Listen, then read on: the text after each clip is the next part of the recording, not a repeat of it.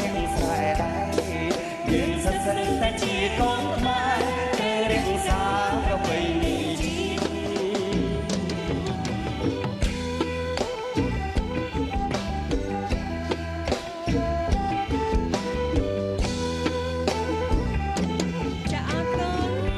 ជំរាបសួរម្ដងទៀតពុកម៉ែបងប្អូ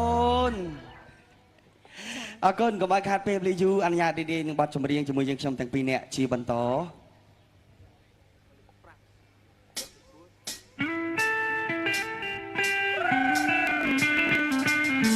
ចា៎មកជួយរាំទាំងអស់គ្នា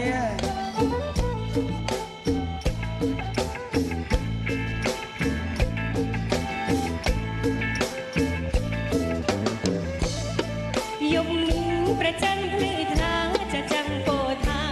ចាន់ពេញបរមីនេះប្រចាំភ្លឺថ្លាចាចាំពោថាចាន់ពេញបរមីមិនយើងទាំងក្រុមទាំងស្រីមិនយើងក្រុមទាំងស្រីកិនលោកលៃលងគ្នារំម្ដងលោកលៃលងគ្នារំម្ដង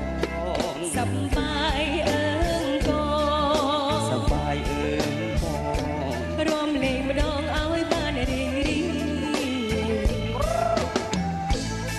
ព្រះច័ន្ទរំលីត្រឡងព្រះច័ន្ទពេញវងរះលើមេឃី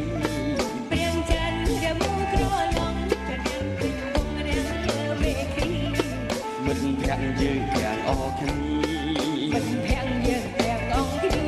មកជុំគ្នាមកក្បាលរវ៉ាន់មកជុំគ្នារំសារវ៉ាន់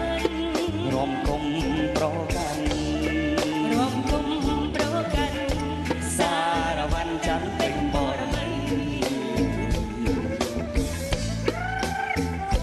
សារវ៉ាន់ច័ន្ទពេញបរមីថ្ងៃនេះប្រចាំភ្លឺថ្លា